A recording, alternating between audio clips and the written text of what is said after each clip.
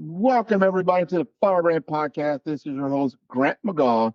And this is the show where we explore the people, the principles, and the plays behind the brands that break through. So, we're going to talk about something about every founder, every operator, or every growth leader is feeling right now. And that is the shift from AI as a tool to AI as a teammate, the kind of teammate that can sell, support, and scale your customer experience while you sleep. So, our guest today is Daniel Hendy. He is the founder and CEO of Gnome.ai. You might want to look that up, Noem.ai. It is a platform built around the idea that you should be able to stand up a human-like AI chatbot agent in seconds, deploy it across channels like web, messaging, and turn everyday conversations into action, insights, bookings, conversations, and growth strategy. So this is not something new, but something that we're going to get into as a principle about what is real, what is how to implement AI agents without losing trust, and how to use automation to amplify your brand, not to dilute it. So, Daniel, welcome to the Power Brand Podcast. Let's get right into it. Thank you for having me. Excited. Well, let's go into your origin story first. What problem did you feel that you personally hit hard enough that it pushed you to build Gnome.ai? So my previous company, I've built and sold five successful companies in my past, and I won't tell you about the graveyard of mistakes that I've made and failures. I have my share of those, but my previous company, two major departments that, and all companies sort of feel like they're the stepchild of the company. One of it's CS. The other part is a sub department in sales, which is the SDR team, the team that's taking the first line of defense. When leads come in, let's make sure that they're qualified. They come in as an MQL, marketing qualified lead. We try to see if there's a sales qualified lead and send them off to the AEs. The biggest problems we have there, nobody in those positions want to remain in those positions, right? So I have an SDR. I will, pay my dues for the next 2 years, but I don't want to stay here. Some of them say, if I could do this in 6 months to become an AE, an account executive, so I can close deals, make some good commissions, I want to do that as soon as possible. So what ends up happening is you hire these kids with either, fresh out of college or just nominal amount of experience. So let me train them. Let me really get them to know my product, our mission, our vision. What do we do? 6 months later, half of the people you hired are probably no longer there. The other half, you have your A's and B's. Your A guys, they're great. They're amazing SDRs. And they're telling you every week, I want to be an AE. I want to be an AE. I just spent all this time training you to be an SDR, and I appreciate the latter. But the second you go up to be an AE, I have to go back and start all over again. Right. Same thing with CS. CS says, I will be in customer support. I'll be in customer success. But at a certain point, I want to be account manager. I want to be in management. I don't want to be here my entire time. So as a company, we can't afford to have 50 people in CS. We can't afford to have 50 SDRs. Well, it's a law of numbers. It's okay. As long as you have these cohorts, most of us don't have that many people on staff. So I said, okay, let's take a look into AI. I'm a software engineer by trade. I've built these systems. I just sold my previous company, Buildfire, in the mobile app space. I said, okay, after this, my fifth company, what have I learned, and what are the tools available today that I didn't have in the past? So I cracked open, what's going on with LLMs. It was a great time. I started a company called Gnome.ai, and Gnome meaning that little gnome that goes and works while you're asleep, right? Spelled differently, but Noem.ai. But the genesis of that was a pain I genuinely had, and in all our companies, and even all business owners try to chat with each other, and they all have similar problems, right? Even if you're in a different space. And so we sought out to solve that, and I believe we have. Wow, this and we gotta unpack that. Love the origin story, the why behind what you're doing.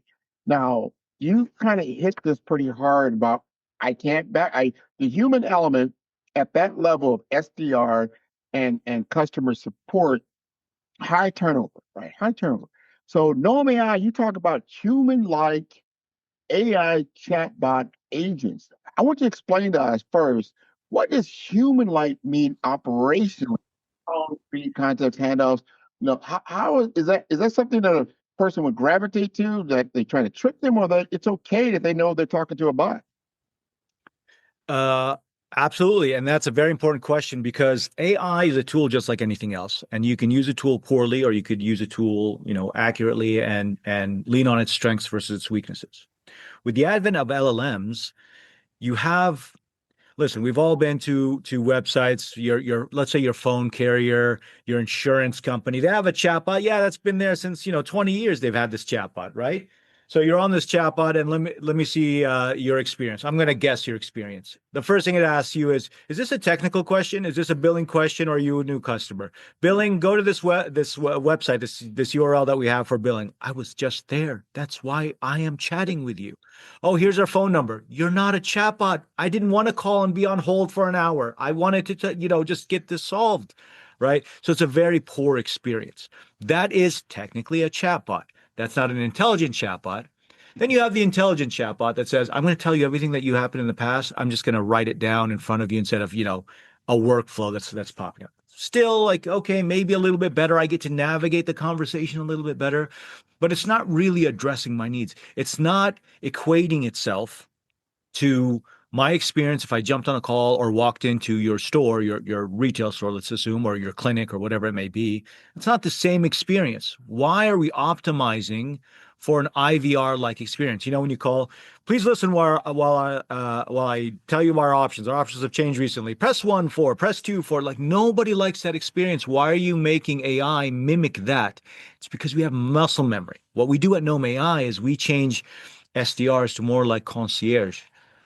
Understand what they want, what they need. We have many services and products, and let me better understand who you are and what you need and fine tune your experience, knowing my end goal is to sell you.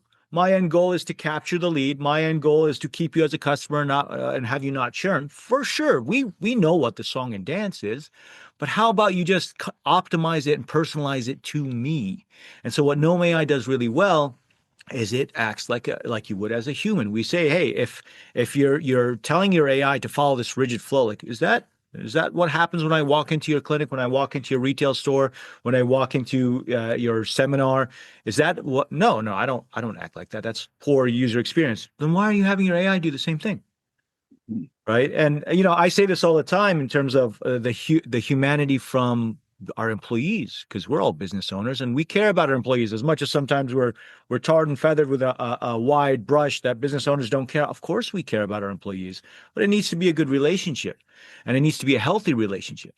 When we look at CS, when we look at SDRs, are we talking about Monday morning, 9 a.m., first cup of coffee? I'm getting the same person, the same Daniel, as 5 p.m. on a Friday on his fifth cup of coffee? Yeah.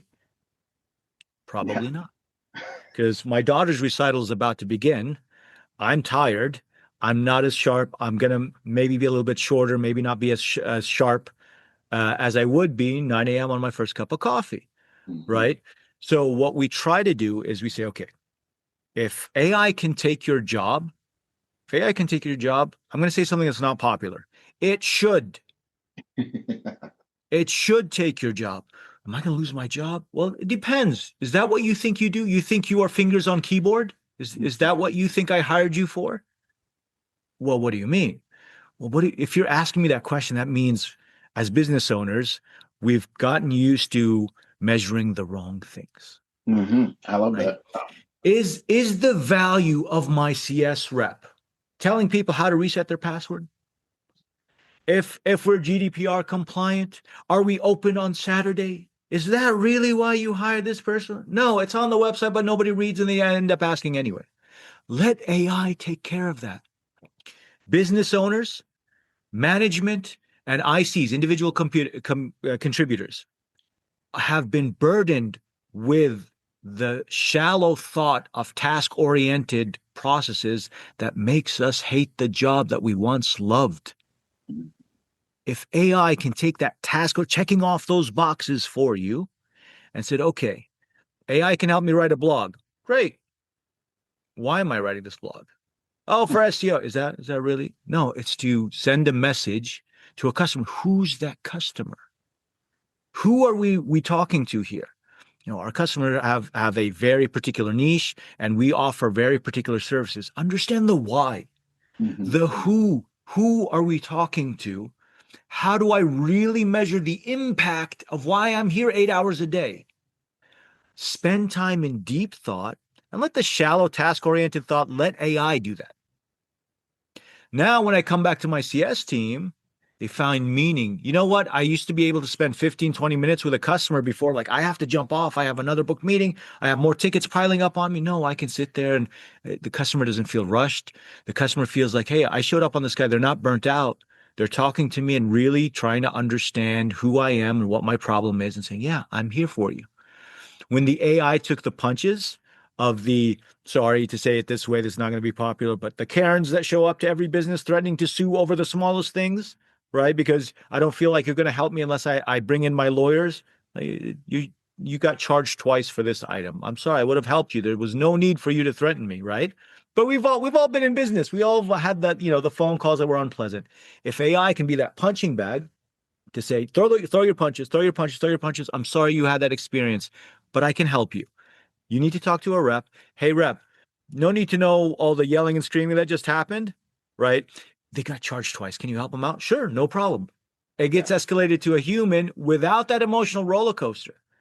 You go to your team, you're like, oh man, this is so much easier to work with. This is, yeah, we're still a company, we still have the same issues, but all the run of the mill questions are all taken care of, and I can actually be less customer support and more customer success. Does that make sense? It makes 100%. If we, like you said, first of all, if the common experience, I think this is what gives people some pause. And because I come from that world of communications, when I worked at Avaya, AT&T, Lucent World, you brought it up, IVR, interactive voice response, right? Natural language, NLPs is what they call natural language processing. And those first voicemails, I mean, when he first came out, they were like kind of revolution. Everybody's sick of that stuff now, so they'll dial 1, 2, 3, all that type of thing. So they're like, wow, can this do this better? And then can you triage that tier 1, tier 2 support that really is just informational? So I always feel like, especially in this AI world, artificial intelligence world, data, information, but then you get into context and experience. So if that agent can sit in between context, experience, data, and information, speed up the process of a solution, I'm on board with that. Like, what does that look like? And I always go back to this bad AI and there's good AI. What do I mean by bad? To me, bad AI is you're trying to trick somebody into thinking they're talking to a human. That's bad AI. Why do you don't need to do that? It's okay that it's a bot. It's fine. But then it can converse with you to get you to where you want to go. That's great. That's what I call bad AI, when people are just utilizing it to try to trick somebody or something to that effect.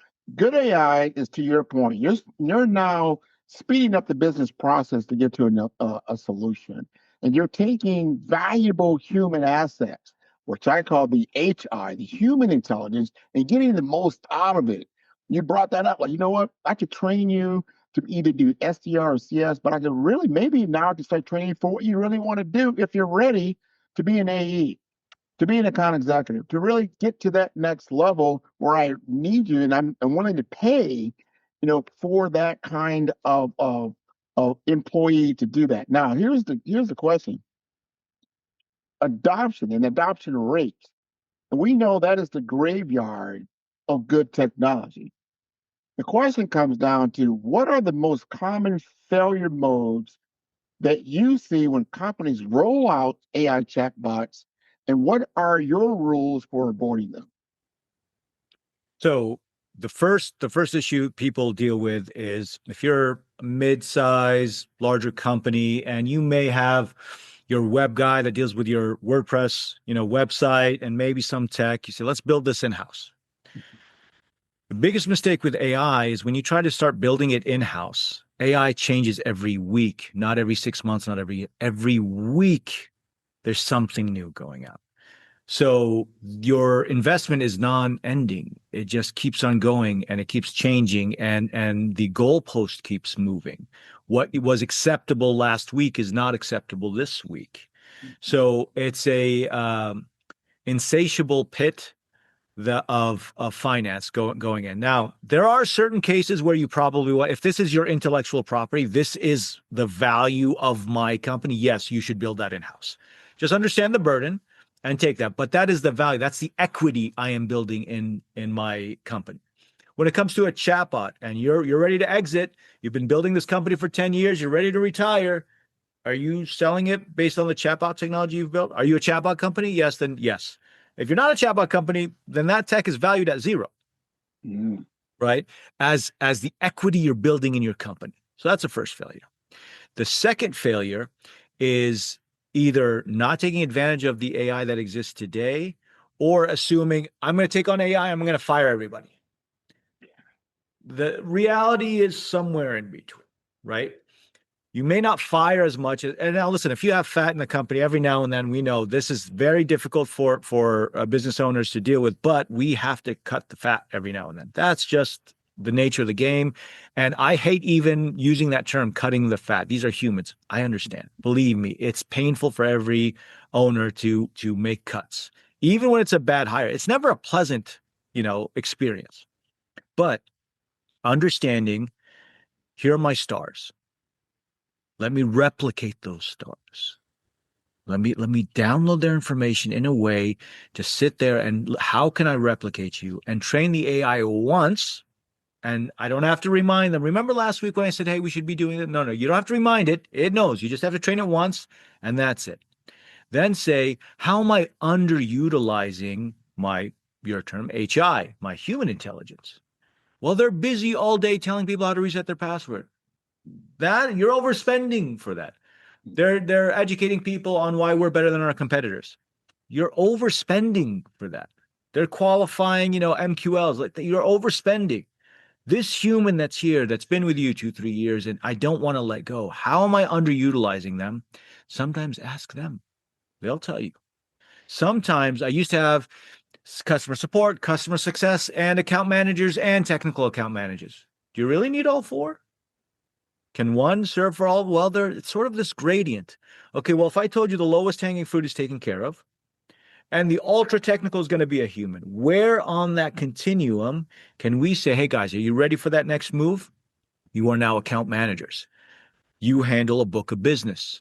You measure now less on NPS and CSAT scores and more on MRR, NRR, and revenue that you can generate from our existing customers. Well, how do I do that? Well, AI is going to help you, and you're ready for your next move. Why should the next person, when they leave me and go to another company because that's their next jump? Why? Why? We've had this problem because we have a vacuum. Sorry, when I promote you from CS to an account manager, there's a void. There's a vacuum that happens. And sometimes you are ready. I'm just not ready because I haven't hired the next person. I'm not ready to hire this next person. I'm working. Well, if AI can fill that gap, right, and then allow you to make that promotion without having a void, right, it's easier for our upward mobility for our existing team. It's actually saving us money because it's still one head. When I gave you a raise, I didn't double your salary. But if I hire two people, that's two salaries. Yeah, right. So yeah, but coming in from fear to say, oh shoot, did I just lose my job? No, you may actually get a promotion from AI. You may be able to say, okay, well, can I just dabble a little bit as an AE now? Yeah, play 50, but I still need you 50% of your time as an SDR. But hey, you can take a couple of AE calls and try to, and so I can have this gradient until the AI is where I need it to be, until you're ready, until I have that vacancy there. You could play a little bit of a gradient there. And the humanity coming back to, again, I'm fresher when you talk to me. I'm not burnt out by the same run-of-the-mill questions over and over again. And even us as communicators, this is the thing, and sorry to jump off to another topic, but as business owners, Yeah. when you're dealing with AI, it'll expose how poorly you've been communicating. Mm, I Let me love explain.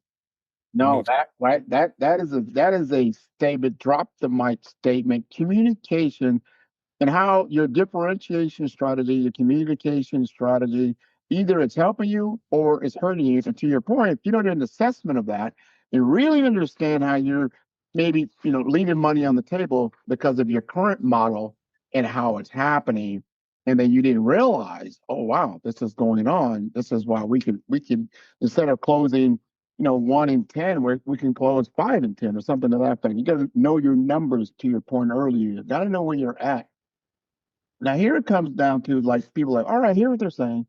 How easy is it to implement? You go to your website now, it immediately says, hey, I can ingest your URL to your website to put an AI chat bot right on top of that. I know that's just your beginning demo of what you're doing because you're talking web, SMS, voice, social, in your opinion, and you've been doing this a while, where do you see the highest ROI for companies? There's small business owners out there.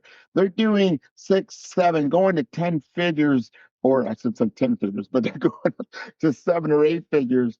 And they're looking for ROI. Where do you think the market is underestimating what's coming next when it comes to agentic AI agents? So it's one, you need to understand what's just a chatbot versus an agent. So Mhm. that's very important because it'll help you define how you measure success. Then when you're measuring success, let's say we're measuring hours saved.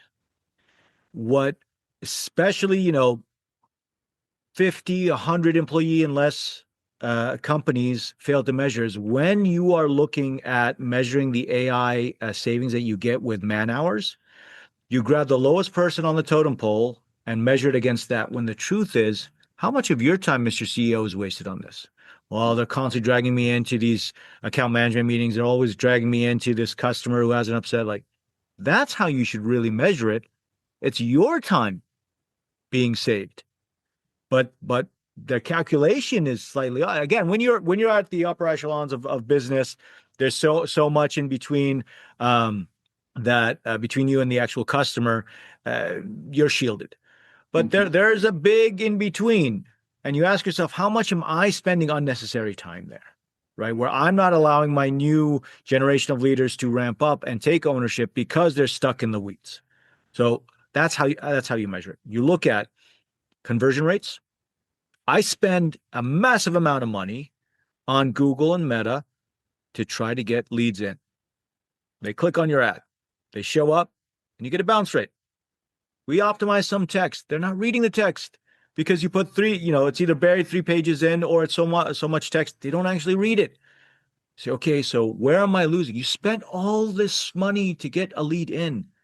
Make sure you convert them. Make sure you get them on a call. You book them, something. If they're not buying, at least get them to sign up, get them to book. So we see a 34% minimum increase in conversion rates when you implement your AI correct on your site. And you say, okay, well, that's just one. You know how many people reach out to me on Facebook, on Instagram, and on social media? Yeah, my CS team are supposed to go in there. They carve out, an hour a day or once a week. They'll go in and reply. You waited a week to respond to a user? That guy's way gone. Bought from your competitor. Way gone. Right? So there's that part to say, okay, does it reply to social? Does it reply to SMS? That's a new option depending on your business. If you're international, WhatsApp is big. Does it reply back on WhatsApp? When they call us Saturday morning and we're closed, somebody answer? Well, your AI will answer now. Yeah, but you know what? We're we hug the Mexico border, and I'm in San Diego, right? If you don't speak Spanish, you're losing a lot of your customers. Right. Well, everybody speaks English. Yeah, but maybe they're not comfortable communicating their needs as well in English. Does my AI speaking Spanish? Yes. When it speaks Spanish, does it translate back to me that's going to take over the conversation or take over that? Listen, yes, it translates it back. Is it high fidelity? We all know Google Translate. Anybody who speaks another language, go to Google Translate, translate it back to English to that language, back to English to that language. It's completely different. AI has a higher fidelity rate to understand what your meaning behind it is. That's So huge. when you look at chatbots versus agents, so chatbots will regurgitate text, and all of them will do that. Agents will do that as well. The difference with agents is autonomy, being able to work on its own without you asking it something, and tooling. Can it actually add the lead to my CRM? Can it actually pull the account and tell me like, hey, this is how high value customer, bring in an AE, close them, right? Or bring in the account manager. Hey, this guy pays us, a third of our income this year. Like, make sure somebody jumps on a call with them.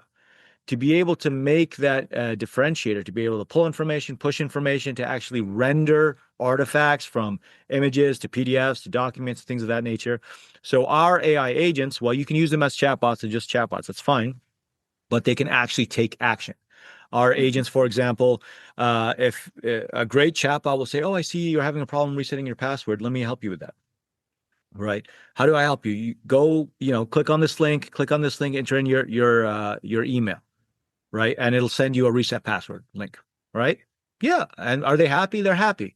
Our AI chatbots can actually call back an API that says, "What was your email? You don't need to do anything. Check your email. It's in your inbox now." Well, you did it for me? Yeah. I didn't need to navigate you to a page and get that done. If you tie it in with your backend, the chatbot can actually go and reset your password for you, right? Or send you an email that says, "Here's a link to reset your password." But I didn't have to navigate you through, here's how you navigate to do it. Like, no, the chatbot did it for you, right? So that's a difference between the agent and just a plain vanilla chatbot. Big difference. Big difference. That you talk Well, about saving time, friction with the customer experience, dramatically reduces. You talked about the misinterpretation of language. I think that's huge, especially in more international markets that we're operating in, or the different communities that we come in and out of, and just having that context understanding, I think is huge. That's what I think some of the biggest changes in these AI models are in understanding context, understanding the human experience as we all tool up and even get better and better. So how hard is it? Number two questions, two last questions. Number one, how you know what? I love what Daniel's talking about. I want to bring this into my organization. How hard is it to bring it in? You got to integrate it. Maybe you got a CRM. Maybe, like I said, you're using WhatsApp, whatever it may be, Zapier, Make, there's all kinds of different tooling. How hard is it to get set up? And then pricing, because I've seen a lot different pricing models on your site. Take us through those models. sure. So, setup. We are the first and up until recently the only platform that allows you to just put in your website and we'll scour the internet and try to build a chatbot for you. Like you said, it's not going to be perfect. We're not trying to aim for perfect. If it was that easy, it should concern you, right? But it eliminates 80% of the work that you needed to do. You put in your website, it scours the internet of all the public information that's available, what's on your website, and it creates the instructions for your website, for your chatbot. The instructions are basically, what is your goal? Is my goal to be an SDR? What is my role? Is it to be a CS rep? What's my brand? What's the company information? It grabs all that. Now you just proofread it to make sure it's all accurate. And you say, here are your guidelines. Here's how you measure success. I want you to gather enough information from this user, support them, address their concerns, but gather enough information to add it to our CRM. Or this is a self-provisioning model. You just select small, medium, large. Here's your monthly payments. Get them to click on that button. Or this is internal. This is after you log in. Let's say we're a SaaS company where we sell software, right? If you're inside the product, you're a paid customer. Keep them. The way you measure success is through churn. You make sure churn is as low as possible. You upsell them. You explain to them, hey, you've been with us for 2 years. You haven't added any new features. Did you know we also offer this feature, this new product? So you can come in and get set up with no code. You're up and you have a chatbot in seconds. Should you deploy that live? No, but if you take 30 minutes, maybe. Right? Now, AI is as good as you communicate with it. So what do I mean? I touched upon this previously. If I said just a random statement like, my wife and I went to a new restaurant yesterday. We had a new amazing dish. I've never had it before. It was super hot. What was hot? The dish? When you said hot, do you mean spicy or do you mean temperature? Or was it the restaurant that was hot or the day was hot? If I said it was red, well, I guess the dish could be red. Was the restaurant red? What do you mean? So AI tries to understand your meaning, but really just the only thing that has to work off of is what you told it. Now, remember, it doesn't have the inflection in your voice. It doesn't have the context of building a relationship with you, and it doesn't have that. So whatever you said, it's going to try to make best with what you told it to do, right? So what you do is you spin up your chatbot. What we have tools that help you eliminate ambiguity. This is the part that I was saying. We realize how poor of a communicator we've been with our team.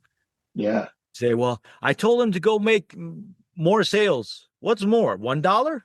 What's more? Make Be these more. designs better. What's better? I thought it was better. What does this better mean? Right? So we realize when we're dealing with AI how poorly we've been communicating with our team. So we make our AI better because it forces you to make it better, and we have tools to help you get there. But it also exposes like maybe I should be a better communicator with my team too. Mm-hmm. So now it's live on social, on your website, WhatsApp, SMS, Slack. Ties in with your Shopify store if you have a Shopify store. It ties in with your backend system if you have it. Make Zapier. So you can integrate with thousands of backend systems that you have, whether it's your CRM or booking system, calendar, or anything like that. You put it out in the wild, and you say, okay, how do I measure success? Is it conversion rate?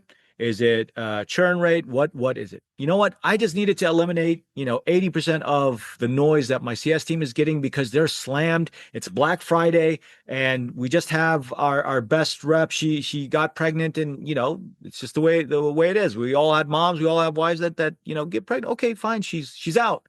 Bad timing. You don't get to pick the timing. Life happens, right? So you put Yeah. the chatbot out there, and then what you do is you tell the CS team, stop answering questions. Wait, what? Stop answering questions. Let the AI do its job. Let it cook. You get two things out of that. You get much better documentation because every time the AI didn't know how to answer, you go and stop answering for the chatbot, train the chatbot so you answer it once and never again. It's answered. You never have to say it again. So your documentation starts being so much better. Your SOPs become so much better. The documentation of your products, your services, your policies is so much better because I'm trying to tell the AI, and we inherit it internally as a team as well. The other thing that we excel at is the AI sentiment analysis that you get. As an executive, as a business owner, you walk into the CS team and you say, hey guys, how are things going? Oh, excellent, boss. Everything's going great. Really? The people who call you generally have problems. You're telling me, well, great means we know how to answer the questions and people are here. So you're not getting what you need to hear. So the answer to your question is, hey, do you guys ship to Mexico? No, we don't ship to Mexico. And they answered correctly. But as a business owner, how many of those questions do we get a week? Oh man, we get like 8 of those a day. Why didn't you tell me? We know the answer. We don't ship to Mexico. Yeah, but that's a business opportunity. Why didn't you tell me? I need to know this. I didn't know we had that much demand, right? Or you walk into the CS team and they say, oh, things are horrible. Karen, she's back again. She wants to sue us. Okay, that's important. I need to know that, but that's not indicative of the health of the company. That's just one customer. That's the squeakiest wheel. So Mm-hmm. what we do at Gnome.ai is because we're AI first, and because we're telling your team, guys, focus on documentation to train the AI so you don't have to answer it. Every question you answer once, and that's it. You never have to answer it again. Your documentation is getting better. When things escalate to a human is primed to give the best user experience. But on the back end, once a week, you get an executive report that tells you, here's the state of the union. Here's the conversations that are happening. Here's the quantity. Here's the quality. Your NPS score is this. Your CSAT score is this. This is how you improve it. This is how you get your customers to sing your praises. I'm telling you, here's your 30, 60, 90-day plan. By the way, I went and scoured the internet on Yelp, on G2 Crowd, on Trustpilot. You had some reviews there, and some of them may not have been great. Go jump on. Oh, I didn't even check. Did you know somebody on Reddit said XYZ about you? What's Reddit again? I'm so busy. I know what Reddit is. I'm never in there. It goes and scours the internet for you and tells you, hey, here's some reviews that's going on. By the way, here's product opportunities for you, your customers. You're an Italian restaurant. I mean, this is a very bad example, but you're an Italian restaurant. There's a difference when people coming in says, hey, you know what? My kid doesn't eat pizza or whatever. Can you guys do a meatball sub, no cheese? Oh, we don't do subs. We just do pizza. Do you guys offer sushi? Both are food, and both times my front end team said, no, we don't. Well, we're an Italian restaurant. Meatball sub is very different than sushi. Yeah. You get at the executive level reporting to know what's good feedback, what's bad feedback. Right. Right. And you can make that decision. And you think I have time to go through all the threads? No, just give me the net, man. Give me the net. Our executive report that gets to you every week is set it and forget it. You don't have to log into the system to look at the report. You get an email. It's a 3-pager that tells you exactly what's going on with an action plan. Now it's up to you to take that action or not. But when your director of CS shows up, when your director of sales shows up and we say, okay, guys, tell me the state of the union. What you're telling me does not match this report. Why? Oh, well, boss, we didn't want to bother you with it. No. There's certain things I need to know. I don't need to necessarily know all the details, but I need to know if this is a problem or not. Mm-hmm. That's where we really excel. At Gnome.ai, you get top of the line sentiment analysis and action plans, all built off of real conversations that your team has had. Well, now you've led to that last question, which I asked about pricing. The reason I bring that up, and plus about what you just described, A plus. People need to understand what you're getting out of the AI. That being able decision support, being able to make great decisions based on actual real-time data is huge. You don't need data from last month, last year. What's happening right now in my business that I need to make pivots in, and I can see what's working and what's not is huge. A lot of times right now, and I know a ton of different executives that tell you every time I get the report, it's so far in my rearview mirror, it's obsolete. So that is a big, big deal. Now I've seen in the AI market, you see everything from free to hundreds of dollars to thousands of dollars per month, and people can't discern the value. Like, well, what's the difference? Is this person just trying to undercut the market, and it's a great bot, or is it not doing anything at all? How do you see this market when it comes from a pricing perspective? So what we tend to do at Gnome.ai is we want to offer you enterprise level solutions at startup prices. Mhm. So I'm not an enterprise just yet. I want to get there. So am I being out competed by my competitors because they can afford high-end AI? So what we do is we grow with you. We have free plans. Free plans means you probably don't get a whole lot of traffic to your website, but I want to get there one day. Sure, you don't have to break the bank right now. Come in, you can start for free. Mhm. Then you get the 20, 50, $100 plans. Okay, those are run-of-the-mill plans. And you know what? I'm a successful coach. I don't get that much traffic on my website. That's okay. Just because you make a lot of money doesn't mean we're going to charge you a lot of money. We charge you for the value we bring. But let's say you're a Shopify store and you make 3, 4, 5 sales a minute. You grow into those plans. But as you grow into those plans, we are trying to be. Remember back in the day when you used to go to a restaurant and you weren't happy, they'd actually take care of you. They'd comp you that drink. They'd comp you your food. They really cared about, I'm old enough to remember that. I promise you that used to be a thing. The Yeah, hospitality, the gratuity of we try to treat our customers that way and say, okay, listen, we'll grow with you. You've grown up. We're not going to be greedy and try to gouge you. Actually, our prices go up, not down. We actually lower our prices. You end up paying us more because you're using more, but we actually we give you volume pricing. And so that we don't have to renegotiate every few months as you're growing. Great. We love that you grow. We want to grow with you, but we sit down with you and we say, okay, what's your projected growth for the year? Let's pad that by 5% so we don't have to have a discussion. We'll honor that for a year. And as long as it doesn't deviate too far off, if you go over, don't worry, we'll take care of you. Right. And here's volume pricing. But you never hit there until you need to. We have, for example, agencies, people, coaches, educators, agencies for marketing, branding, things of that nature. They look at us and they say, well, I'm sort of supplying this for my customers. My customers are other businesses and I want to supply this for them.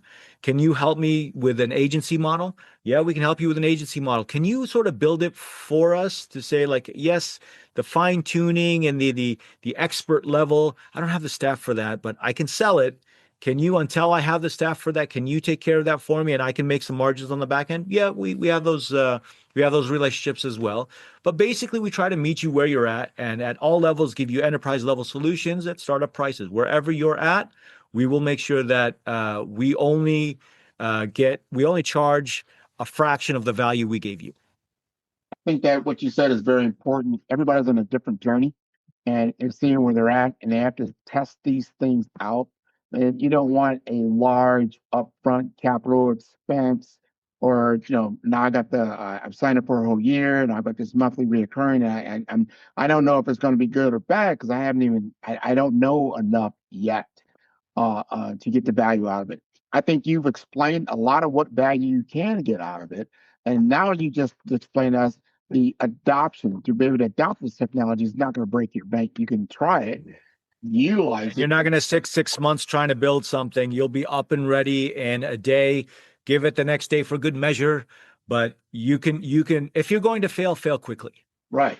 And if you're going to succeed, let's get there quickly because time is money. Time is money. There's a lot of personalization that goes into this, a lot of customization that goes into it. You need a good partner with you that's willing to walk the walk with you, because you have a goal in mind. To your point, you need to convert. Are you starting to see where you're leaving money on the table? It's like, look, we could have converted that. We're not doing it. And I love what you just said. I mean, that one, it just stands out with me. You're getting real time information about the health of your business and why you're succeeding or why you're not succeeding. And to your point, when you've owned and sold or lost businesses, a lot of times it comes down to you just didn't have the right amount of capital and money deployed in the right way. And then that when it went left, the audience went left, I went right, I miscalculated, boom. So the more that you can get real time information in, I think is golden. We're going to conclude here, but before I do, you got to make sure A, people know how to get a hold of you, and then B, because I always like a real time report. This is your real time, your first time being on the Follow Brand podcast, and you've been on probably a lot of different shows. You've been on a lot of different podcasts. You did a lot of presentations. How did you like your experience on my show? Bar none, the best. No, honestly, it's great being on a show where it's just a natural conversation, where both of us are just looking to provide value to people. If you buy from our products and services, great, but really the idea is just to provide value and information that you can take with you anywhere you go. And if you choose us, thank you, and we appreciate that. But really, we just want to provide value to our listeners. That's beautiful. I really like that. Again, you got to tell us how to get in touch with you, Daniel, because I Gnome.ai. Go in, sign up. You don't even need to sign up to give it a try. You can just put in your website and it'll give you a demo without even your email. So we're not going to spam you or jump on a call immediately with you. And then if you want to call us, there's a booking link right there. We'll jump on a call with you and help you through your journey. Again, we are trying to go back to the way business used to be run, to say just give value to your customers before you charge them anything. And that's what we try to do, is go back to fundamentals and say, you know what, do right for your customers, bring value, the revenue will come afterwards, and hopefully our customers do that to their customers. Absolutely, absolutely. So definitely, you got to check out Daniel Hindi. We got Gnome.ai, Noem.ai. I encourage our entire audience to check out all the episodes of Follow Brand. You can do so at the number 5. That's 5-star BDM. That's B for brand, D for development, and promotions.com. I want to thank you again for sharing your story with my audience. I love it. Thank you for having me. You're welcome.